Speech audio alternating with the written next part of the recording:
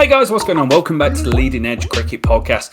The Rich and Rob Show is back on the road, and today, well, we've gone into this white ball break in red ball cricket. I talk about it every time, but it's actually here and it's actually now. So what we're going to do, we've got 7 weeks of Kearney Championship action, and we're going to pick our best 11s. My team, which is an all-English team, versus Rich's, which is a everyone team, and we're going to see who the best players are in our best 11. And what you can do to join in, you can comment below if you're on YouTube. You can tweet us at Leading Edge Pod with your best 11. And yeah, let's get into it. We're going to go openers, and then we're going to go middle order, keeper, all-rounder, seamers/spinners, depending on how we've structured our team, because we've both structured them slightly different.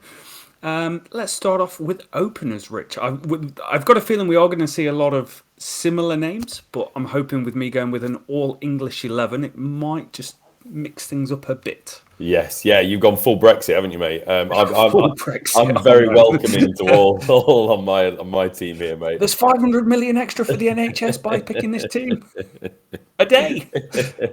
Right, I'll go with the openers first then, Rob. 1 and 2, I've gone Rishi Patel, Leicestershire opener at number 1. 568 runs at an average of 56.8, 3 centuries.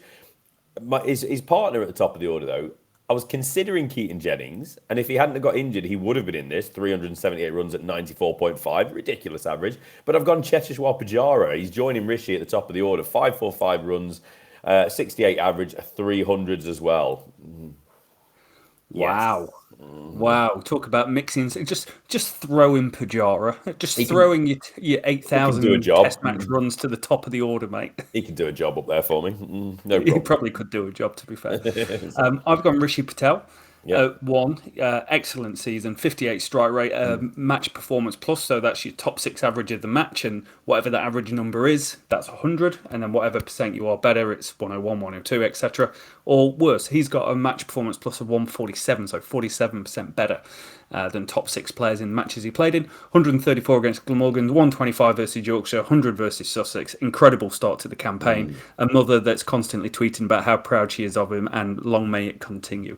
She also dropped us a follow the other day, so hi, Ms. Patel, if you are watching. I actually stuck with Keaton Jennings. I thought about going different options, because there has been some great performances, such as Ben Compton, the only with over 1,000 balls faced in the championship, but his balls per dismissal has come down below Marcus Harris, so I was kind of like, I can't do that. Zach Crawley, can't do that. Ben Duckett, a great 177 at Lords, but a couple of times just kind of thrown it away a bit. But Jennings, incredible last year, superb bounce back year, change of techniques, change of mindset, all the things we've spoken about previously. But he was, to me, on course to open in the Ashes as soon as Crawley was given enough length to not play. His average is incredible. He averages 58.40 above the top 6 of the players for the matches he played in.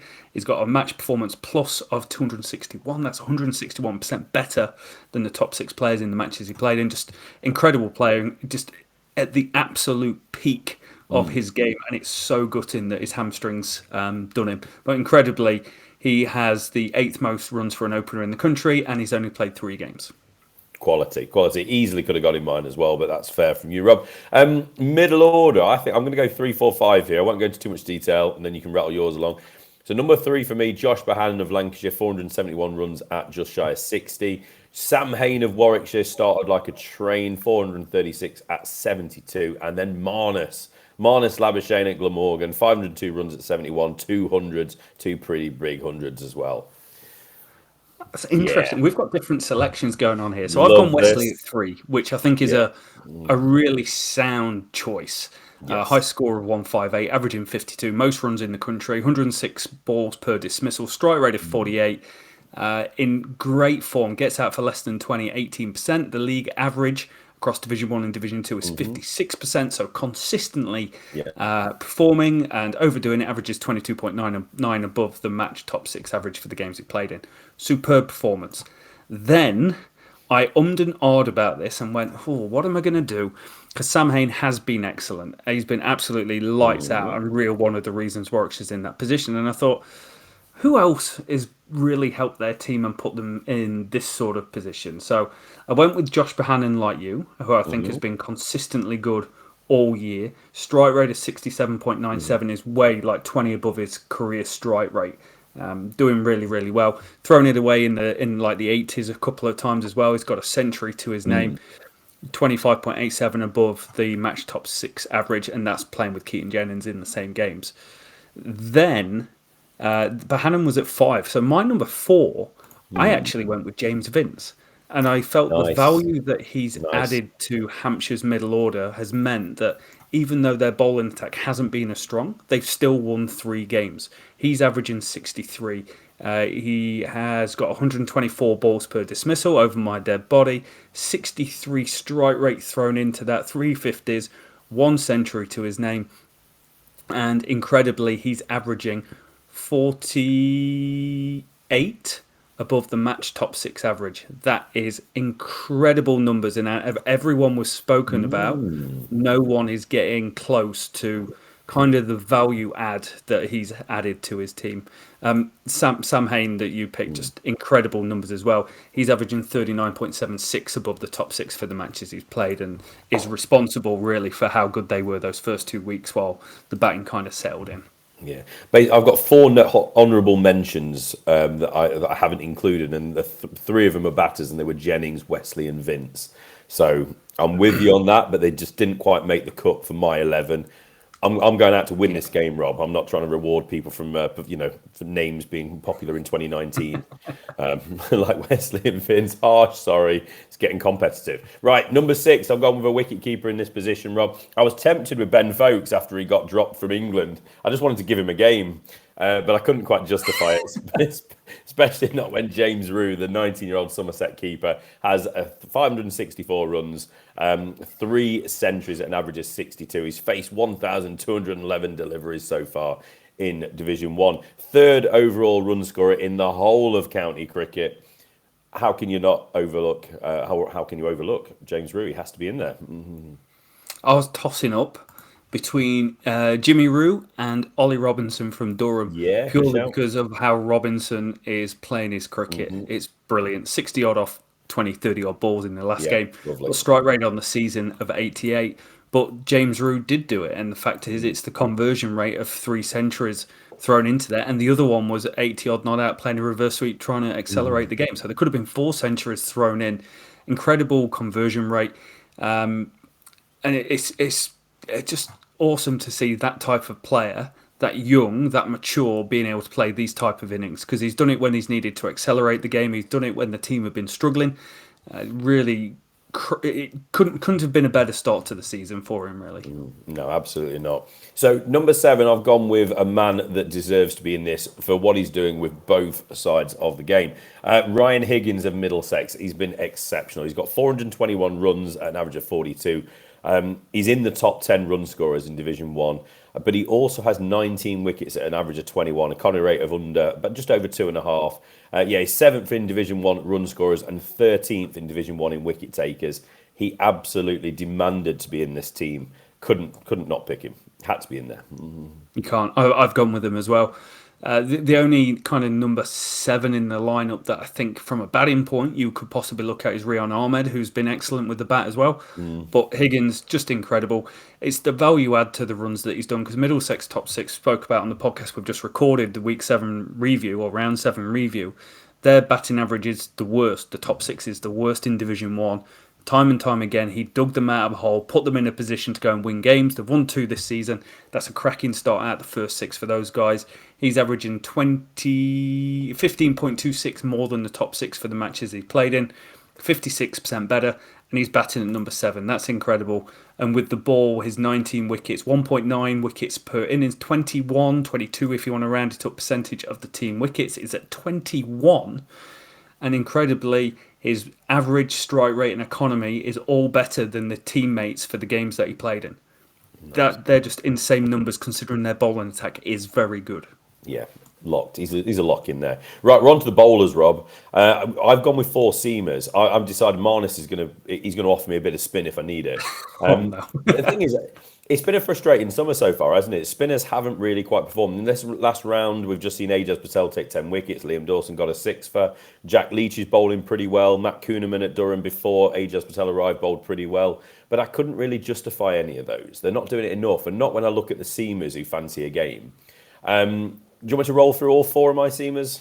Yeah, you give me your bowlers, mate. Right. And because of the way I'm built, I've actually had to put them in a batting order as well. So I've gone Brett Hutton at number 8. 459 runs he's gone for his 29 wickets, an average of 15.82, strike rate of under 30, and economy just over, best of 6 for 45. Ollie Robinson of Sussex, he's only played 3 games, 6 innings he's bowled, but he's got 20 wickets and average of 13.65. Strike rate very similar to that of Brett Hutton's, but an economy rate under 30. Matty Potts of Durham snuck in here as well, 30 wickets at 21, bowling really well. And Chris Rushworth, Warwickshire, he's just joined, hasn't he, this year? He's also got 30 wickets, an average of 14.2, a strike rate at 27. That's going to skittle any team, surely. That is a hell of an effort. So I again, just mixing things up, I've gone for a spinner in mine. Nice. I feel there's going to be a bit of turnout there. So Jack Leach made the team as the spinner. And quite rightly so. He's out bowling Simon Harmer this year. 18 wickets at 29, which is better than Harmer. 2 wickets per innings, which is very reasonable. 0.4 better than Harmer. This is the Harmer scale. We talk about spinner, you can only relate it back to how good Simon Harmer's been. Also Leach as well for a spinner. He's been economical. He's bowling in line with the match average. His strike rate and match average, though, is better than the games he played in. So he's had a real nice start to the season. Seam attack, very samey here for you. They're the 3 best seamers in the country that are English in my mind in terms of production.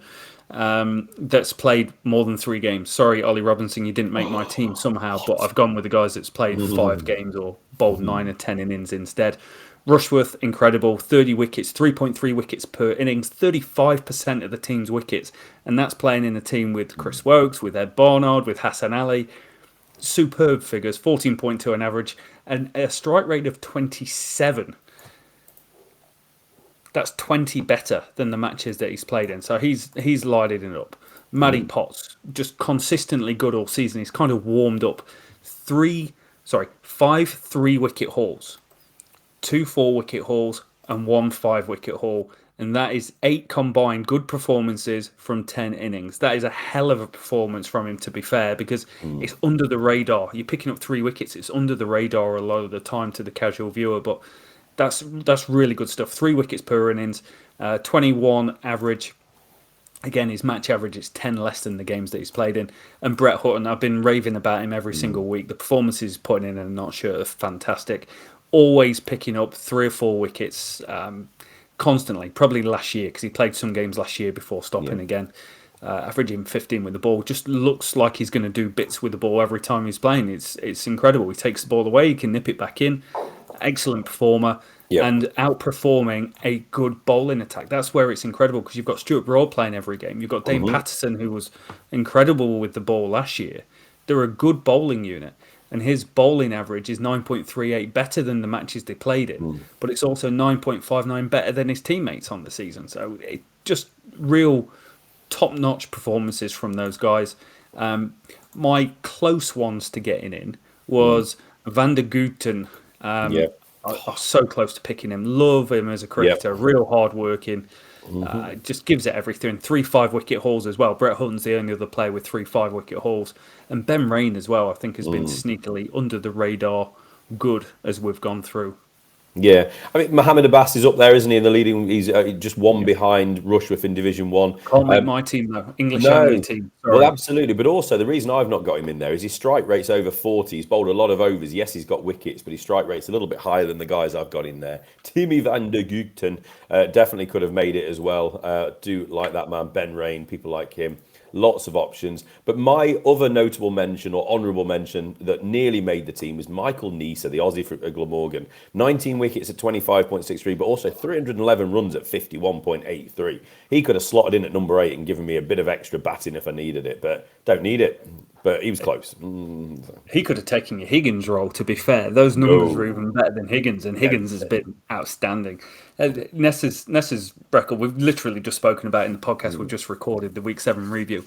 But his numbers are crazy. 300-odd runs, averaging 50, and 20 wickets, averaging about 20. So it's as good an overseas or regardless of where you're from, all-rounder performance that you can get. If you can average 40 with the bat and 20 with the ball, you're probably not a bad cricketer. Absolutely. That's two pretty good teams, Rob. Two pretty good teams. Who would win? Me, Who would win in a 5-day game? I thought you said in a fight then. That'd have been amazing. Yeah, let's discuss it in those terms.